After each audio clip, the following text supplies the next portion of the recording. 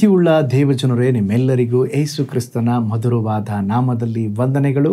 ನೀವೆಲ್ಲ ಕ್ಷೇಮದಿಂದ ಆರೋಗ್ಯದಿಂದ ಇರುವಿರೆಂಬುದಾಗಿ ಕರ್ತನಲ್ಲಿ ನಂಬಿದ್ದೇನೆ. ಈ ಹೊಸ ದಿನದಲ್ಲಿ ಕೂಡ ಕರ್ತನು ನಿಮಗೆ ಹೊಸದಾದಂಥ ಆಶೀರ್ವಾದಗಳನ್ನು ದಯಪಾಲಿಸಲಿ. ಈ ದಿನ ಕೂಡ ನಾವು ದೇವರ ವಾಕ್ಯವನ್ನು ಧ್ಯಾನಿಸೋಣ. ಈ ದಿನ ದೇವರ ವಾಕ್ಯದ ಧ್ಯಾನಕ್ಕಾಗಿರುವಂಥ ವಿಷಯ, ತಗ್ಗಿಸಿಕೊಳ್ಳುವವನು ಹೆಚ್ಚಿಸಲ್ಪಡುವನು. ಅದಕ್ಕೆ ಆಧಾರವಾಗಿ ಲೂಕನ ಬರೆದ ಸುವಾರ್ತೆ 14ನೇ ಅಧ್ಯಾಯ 11ನೇ ವಚನ, ತನ್ನನ್ನು ಹೆಚ್ಚಿಸಿಕೊಳ್ಳುವ ಪ್ರತಿಯೊಬ್ಬನು ತಗ್ಗಿಸಲ್ಪಡುವನು, ತನ್ನನ್ನು ತಗ್ಗಿಸಿಕೊಳ್ಳುವವನು ಹೆಚ್ಚಿಸಲ್ಪಡುವನು.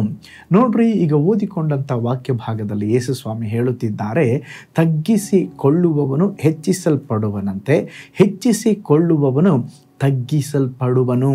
ನಾವು ನಮ್ಮನ್ನೇ ತಗ್ಗಿಸಿಕೊಂಡ್ರೆ ಯಾರೂ ನಮಗೆ ಗೌರವ ಕೊಡುವುದಿಲ್ಲ, ಅಲಕ್ಷ್ಯವಾಗಿ ಅಲ್ಪವಾಗಿ ಎನಿಸ್ತಾರೆಂಬುದಾಗಿ ನಾವು ಯೋಚಿಸಬಹುದು. ಆದರೆ ಬೈಬಲ್ ಹೇಳ್ತದೆ, ತಗ್ಗಿಸಿಕೊಳ್ಳುವವರಿಗೆ ದೇವರು ಕೃಪೆ ಕೊಡ್ತಾರಂತೆ. ಯಾರು ತಗ್ಗಿಸಿಕೊಳ್ತಾರೋ ಅವರನ್ನು ಕರ್ತನು ಹೆಚ್ಚಿಸುತ್ತಾರಂತೆ. ಈ ರಾಜಕೀಯ ವ್ಯಕ್ತಿಗಳನ್ನು ನೋಡ್ರಿ, ಒಂದು ದೊಡ್ಡ ರಾಜಕೀಯ ವ್ಯಕ್ತಿ ಮಾತಾಡುವ ಮುಂಚೆ ಅನೇಕ ಚಿಕ್ಕ ಚಿಕ್ಕ ರಾಜಕೀಯ ವ್ಯಕ್ತಿಗಳು ಮಾತಾಡುವರು. ಅವರು ತಮ್ಮ ಗುಂಪಿನ ನಾಯಕನನ್ನು ಹೊಗಳಿ ಮಾತಾಡಿದ ನಂತರ ನಾಯಕನು ಮಾತಾಡುವನು. ರಾಜಕೀಯಕ್ಕೆ ಅದು ಸೂಕ್ತವಾಗಿರುತ್ತದೆ. ಆದರೆ ಆತ್ಮಿಕ ಜೀವಿತಕ್ಕೆ ಬರುವಾಗ ನಾವು ನಮ್ಮನ್ನು ಎಷ್ಟರ ಮಟ್ಟಿಗೆ ತಗ್ಗಿಸಿಕೊಳ್ಳುತ್ತೇವೆಯೋ ಅಷ್ಟರ ಮಟ್ಟಿಗೆ ಕರ್ತನು ನಮ್ಮನ್ನು ಉನ್ನತವಾಗಿ ಹೆಚ್ಚಿಸಿ ಆಶೀರ್ವದಿಸುತ್ತಾರೆ. ತಗ್ಗಿಸಿಕೊಳ್ಳುವುದ ಆಶೀರ್ವಾದಗಳು ಎನಿಸಲಿಕ್ಕೆ ಅಶಕ್ಯವಾಗಿದೆ. ಅವುಗಳನ್ನು ಮಾತಿನಿಂದ ವರ್ಣಿಸಲು ಸಾಧ್ಯವಿಲ್ಲ. ಪ್ರೀತಿಯುಳ್ಳ ದೇವಜನರೇ, ಒಂದು ವೇಳೆ ನೀವು ಸೇವೆ ಮಾಡಬೇಕಾದ್ರೆ ನಿಮ್ಮನ್ನು ತಗ್ಗಿಸಿಕೊಂಡು ಸ್ತೋತ್ರ ಸೇವೆ ಮಾಡ್ರಿ. ಕೆಲವರಿಗೆ ದೇವರು ಕೃಪಾ ವರಗಳನ್ನು ಕೊಟ್ಟಿರುತ್ತಾರೆ, ತಲಾಂತಗಳನ್ನು ಕೊಟ್ಟಿರುತ್ತಾರೆ. ಪ್ರಾರ್ಥಿಸುವಾಗ ಅತ್ಯದ್ಭುತಗಳು ನಡೆಯಬಹುದು. ನೀವು ಪ್ರಾರ್ಥಿಸುವಾಗ ಸತ್ತವರೇ ಎದ್ದು ಬಂದಿರಬಹುದು, ದೆವ್ವಗಳು ಓಡುತ್ತಾ ಇರಬಹುದು. ಆದರೆ ನಾವು ಅಹಂಕಾರದಿಂದ ಸೇವೆ ಮಾಡಬಾರದು. ಕರ್ತನ ಮುಂದೆ ತಗ್ಗಿಸಿಕೊಂಡು ಸೇವೆ ಮಾಡಬೇಕು. ಲೌಕಿಕ ಜನರು ತಮ್ಮ ಆಸ್ತಿ, ಸಂಪತ್ತು, ಜ್ಞಾನ, ವಿದ್ಯೆ, ಜಾತಿ, ಕುಲ, ಗೋತ್ರ ಇವುಗಳ ಬಗ್ಗೆ ಹೆಮ್ಮೆಯಾಗಿ ಮಾತಾಡ್ತಾರೆ, ಹೆಮ್ಮೆಯಿಂದ ಹೇಳಿಕೊಳ್ತಾರೆ. ಆದರೆ ದೇವ ಮಕ್ಕಳಾದ ನಾವುಗಳು ದೇವರನ್ನು ಮಾತ್ರ ಕುರಿತು ಹೆಚ್ಚಳ ಪಡಬೇಕು. ಸ್ತೋತ್ರ. ನಮ್ಮ ಜೀವಿತದಲ್ಲಿ ಎಷ್ಟರ ಮಟ್ಟಿಗೆ ಸಾಧ್ಯನೋ ಅಷ್ಟು ನಾವು ತಗ್ಗಿಸಿಕೊಂಡು ಕರ್ತನ ನಾಮವನ್ನು ಮಹಿಮೆ ಪಡಿಸುವುದಾದರೆ ಕರ್ತನು ನಮ್ಮನ್ನು ಇನ್ನೂ ಉನ್ನತ ಸ್ಥಿತಿಗೆ ನಡೆಸಿ ನಮ್ಮನ್ನು ಬ್ಲೆಸ್ ಮಾಡುತ್ತಾರೆ. ಅಬ್ರಹಾಂ ಲಿಂಕನ್ ಎಲ್ಲರಿಗೂ ಚಿರಪರಿಚಿತವಾಗಿರುವಂಥ ಅಮೇರಿಕ ದೇಶದ ರಾಷ್ಟ್ರಪತಿಯಾಗಿದ್ದರು. ಅವರ ಬಗ್ಗೆ ಕೇಳದೆ ಇರುವವರೇ ಇಲ್ಲ. ಬಹಳ ಸುಪ್ರಸಿದ್ಧ ಒಬ್ಬ ರಾಷ್ಟ್ರಪತಿಯಾಗಿದ್ದರು ಅಮೇರಿಕ ದೇಶಕ್ಕೆ. ಅವರಿಗೆ ಒಂದು ಒಳ್ಳೆ ಗುಣ ಏನಂತ ಹೇಳಿದ್ರೆ, ಬಹಳ ತಗ್ಗಿಸಿಕೊಳ್ಳುತ್ತಾ ಇದ್ದರು. ಅವರ ತಗ್ಗಿದ ಮನೋಭಾವದ ನಿಮಿತ್ತವಾಗಿ ಅನೇಕ ಜನರು ಅವರಿಗೆ ಬಹಳ ಗೌರವವನ್ನು ಕೊಡುತ್ತಾ ಇದ್ದರು. ಆತನು ತಾನು ಕೀಳಾದ ಪರಿಸ್ಥಿತಿಯಿಂದ ಹೆಚ್ಚಿಸಲ್ಪಟ್ಟಿದ್ದೇನೆಂದು ಮರೆಯದ ಕಾರಣದಿಂದ ತಗ್ಗಿಸಿಕೊಳ್ಳುವವರಿಗೆ, ದಾಸತ್ವದಲ್ಲಿ ಇರುವವರನ್ನು ಬಿಡಿಸಲು ಯಾವಾಗಲೂ ಆಸಕ್ತಿ ಉಳ್ಳವರಾಗಿದ್ದರು. ಒಂದು ಸಲ ಅಬ್ರಹಾಂ ಲಿಂಕನ್ ಅವರು ನೋಡಲು ಆತನ ಸ್ನೇಹಿತನು ಬಂದಾಗ ಅವರು ಮನೆಯ ಒಂದು ಕೋಣೆಯಲ್ಲಿ ಕುಳಿತುಕೊಂಡು ತಮ್ಮ ಪಾದರಕ್ಷೆಗಳಿಗೆ ಪಾಲಿಶ್ ಮಾಡಿ ಹೊಳಪನ್ನು ನೀಡುತ್ತಿದ್ದರು. ಇದನ್ನು ನೋಡಿದ ಆತನ ಸ್ನೇಹಿತ, ಇಷ್ಟು ದೊಡ್ಡ ದೇಶಕ್ಕೆ ರಾಷ್ಟ್ರಪತಿಯಾಗಿರುವ ಇವರು ಏಕೆ ಹೀಗೆ ಮಾಡಬೇಕೆಂಬುದಾಗಿ ತಿಳಿದು ತಮಾಷೆಯಾಗಿ ಗೇಲಿಯಾಗಿ ಹೀಗೆ ಕೇಳಿದರು, ಈ ಕೆಲಸವನ್ನು ಎಂದಿನಿಂದ ಪ್ರಾರಂಭಿಸಿದ್ದೀರಿ? ಆಗ ಲಿಂಕನ್ ಅವರು, ಇದು ನನ್ನ ಬಾಲ್ಯಾವಸ್ಥೆಯಿಂದ ಬಂದ ಕೆಲಸ, ಬೇಕಾದರೆ ನಿಮ್ಮ ಶೂಗಳನ್ನು ಸಹ ಬಿಚ್ಚಿಕೊಡ್ರಿ, ನಾನು ಅದಕ್ಕೆ ಪಾಲಿಶ್ ಮಾಡಿ ಇನ್ನೂ ಉತ್ತಮ ರೀತಿ ಬ್ರೈಟ್ ಆಗೋ ಥರ ನಾನು ಮಾಡಿಕೊಡ್ತೇನೆ ಎಂಬುದಾಗಿ ಹೇಳಿದಾಗ ಸ್ನೇಹಿತನಿಗೆ ಮುಜುಗರ ಉಂಟಾಯಿತು. ನೋಡ್ರಿ, ಒಬ್ಬ ದೊಡ್ಡ ರಾಷ್ಟ್ರಪತಿ ತಗ್ಗಿಸಿಕೊಳ್ಳುವುದನ್ನು ಸ್ವಲ್ಪ ಯೋಚನೆ ಮಾಡಿ ನೋಡ್ರಿ. ನಾವು ನಮ್ಮನ್ನು ತಗ್ಗಿಸಿಕೊಳ್ಳುವಾಗ ದೇವರು ನಮ್ಮನ್ನು ಹೆಚ್ಚಿಸುತ್ತಾರೆ.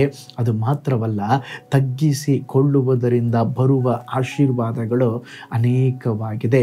ಒಬ್ಬ ದೇವಸೇವಕರು ಈ ರೀತಿಯಾಗಿ ಹೇಳಿದರು, ಯಾವ ಮನುಷ್ಯನು ತನ್ನನ್ನು ತಗ್ಗಿಸಿಕೊಂಡು ಏಸು ಏಸು ಎಂಬುದಾಗಿ ಹೇಳಿ ಸ್ತೋತ್ರ ಅವನು ಜೀವಿಸುತ್ತಿರುವನೋ ಅವನು ತನ್ನ ತನ್ನ ಓಟವನ್ನು ಜಯದಿಂದ ಓಡಿ ಮುಗಿಸುವೆನೆಂಬುದಾಗಿ ಹೇಳಿದ್ದಾರೆ. ಎಷ್ಟು ಸತ್ಯವಾದ ಮಾತಲ್ವಾ? ಪ್ರೀತಿಯುಳ್ಳ ದೇವಜನರೇ, ನಿಮ್ಮ ಪ್ರಾರ್ಥನೆ ಪರಿಶುದ್ಧತೆಯಲ್ಲಿ ಹೆಚ್ಚಿಸಲ್ಪಡಬೇಕೆ? ಆತ್ಮಿಕ ಆಶೀರ್ವಾದಗಳನ್ನು ಹೊಂದಬೇಕೆ? ಹಾಗಾದರೆ ತಗ್ಗಿಸಿಕೊಂಡು ಕರ್ತನ ಕೃಪೆಯನ್ನು ಸ್ತೋತ್ರ ಹೊಂದಿಕೊಳ್ಳ್ರಿ. ಕೆಲವರು ತಾವು ರಕ್ಷಣೆ ಹೊಂದಿದರೆ, ಅನ್ಯ ಭಾಷೆಯನ್ನು ಮಾತನಾಡಿದರೆ, ಪವಿತ್ರಾತ್ಮ ವರವನ್ನು ಹೊಂದಿದ್ದರೆ ಸಾಕು, ಅವರನ್ನು ಕೈಯಲ್ಲಿ ಹಿಡಿಯಲು ಆಗುವುದಿಲ್ಲ. ಇಂಥವರನ್ನು ದೇವರು ಆಶೀರ್ವದಿಸಿ ಇನ್ನೂ ಶಕ್ತವಾಗಿ ಉಪಯೋಗಿಸಲು ಸಾಧ್ಯವಿಲ್ಲ. ಯೇಸು ಸ್ವಾಮಿ ಅವರು ಜನಿಸುವಾಗ ಒಂದು ದೊಡ್ಡ ಅರಮನೆಯಲ್ಲಿ ಜನಿಸಬಹುದಾಗಿತ್ತು, ಆದರೆ ಅವರು ಚಿಕ್ಕ ಗೋದಲಿಯನ್ನು ಆಯ್ಕೆ ಮಾಡಿಕೊಂಡರು.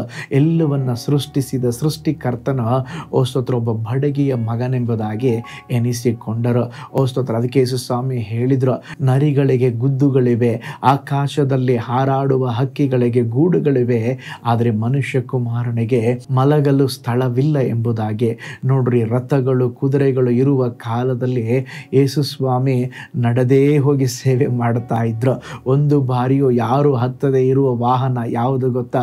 ಮನುಷ್ಯನಿಗಿಂತ ನಿಧಾನವಾಗಿ ನಡೆಯುವ ವಾಹನವಾದ ಕತ್ತೆಯನ್ನು ಆರಿಸಿಕೊಂಡು ಅದರ ಮೇಲೆ ಕೂತುಕೊಂಡು ಸ್ತೋತ್ರ ಪ್ರಯಾಣ ಮಾಡಿದರು. ಪ್ರಿಯ ದೇವರ ಮಕ್ಕಳೇ, ಯೇಸು ಸ್ವಾಮಿನೇ ಅಷ್ಟು ತಗ್ಗಿಸಿಕೊಂಡು ಸೇವೆ ಸಲ್ಲಿಸಿರುವಾಗ ನಾವು ಸಹ ಅದಕ್ಕಿಂತಲೂ ಹೆಚ್ಚಾಗಿ ತಗ್ಗಿಸಿಕೊಂಡು ಸೇವೆ ಮಾಡುವವರಾಗಿರೋಣ.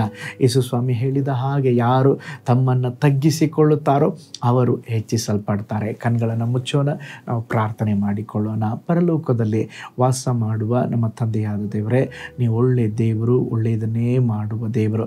ಈ ದಿನ ನಿಮ್ಮ ವಚನವನ್ನು ನಾವು ಧ್ಯಾನಿಸಿದ ಹಾಗೆ ದೇವರೇ, ನೀವು ಯಾವಾಗಲೂ ತಗ್ಗಿಸಿಕೊಳ್ಳಬೇಕೆಂಬುದಾಗಿ ನಮ್ಮಿಂದ ಎದುರು ನೋಡುತ್ತಾ ಇದ್ದೀರಾ. ನಾವು ಯಾವಾಗಲೂ ನಮ್ಮ ಜೀವಿತದಲ್ಲಿ ತಗ್ಗಿದ ಮನೋಭಾವದಿಂದ ಜೀವಿಸಲಿಕ್ಕೆ ನಮಗೆ ಸಹಾಯ ಮಾಡ್ರೆ.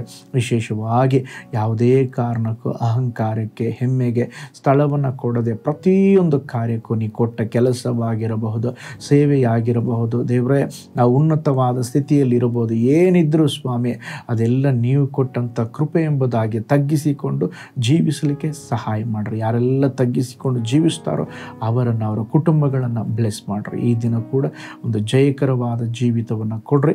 ಈ ದಿನ ಅದ್ಭುತವಾಗಿ ನಿನ್ನ ಜನರನ್ನು ನಡೆಸ್ರಿ. ಯೇಸುವಿನ ಹೆಸರಿನಲ್ಲಿ ತಂದೆಯೇ, ಆಮೇನ್.